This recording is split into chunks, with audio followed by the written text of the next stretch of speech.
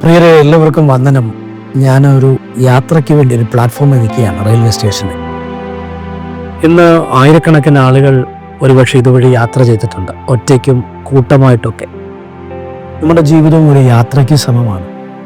ചിലപ്പോഴൊക്കെ തനിച്ച് നമ്മൾ യാത്ര ചെയ്യേണ്ടി വരും. എല്ലാവരും ഉണ്ടായിട്ടും ഒറ്റയ്ക്കായി ഒറ്റപ്പെട്ടതുപോലെയുള്ള ജീവിത സാഹചര്യങ്ങളിൽ കൂടെ പോകുന്ന ആയിരക്കണക്കിന് ആളുകളുണ്ട്.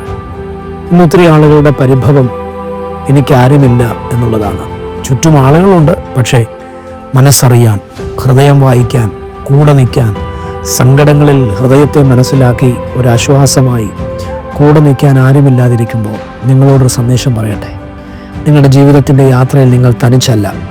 നിങ്ങൾ ഒറ്റപ്പെടുമെന്ന് നിങ്ങൾ വിചാരിക്കുമ്പോഴും, നിങ്ങൾ തകർന്നുപോയി, ഇനി മുൻപോട്ട് എനിക്ക് യാത്രയില്ല, എല്ലാം അവസാനിച്ചു എന്ന് നിങ്ങൾ മനസ്സിൽ വിചാരിക്കുമ്പോഴും നിങ്ങളുടെ കൂടെ ഇരിക്കാൻ, നിങ്ങളുടെ യാത്രകളെ സഫലമാക്കാൻ, ജീവിതത്തിൻ്റെ ലക്ഷ്യത്തിൽ നിങ്ങളെ എത്തിക്കാൻ പ്രാപ്തനായ ഒരു ദൈവം നിങ്ങൾക്കുണ്ട്. അവൻ്റെ പേരാണ് യേശു. അവൻ നിങ്ങളെ ലക്ഷ്യസ്ഥാനത്തെത്തിക്കും. നിങ്ങളുടെ ജീവിതം ധന്യമായി തീരും. ഇന്നിൻ്റെ പ്രതിസന്ധികളെല്ലാം നിങ്ങളെ വിട്ട് ഓടിമറയും. നിങ്ങൾക്കൊരു ശുഭഭാവി തരാൻ യേശു മതിയായവനാണ്.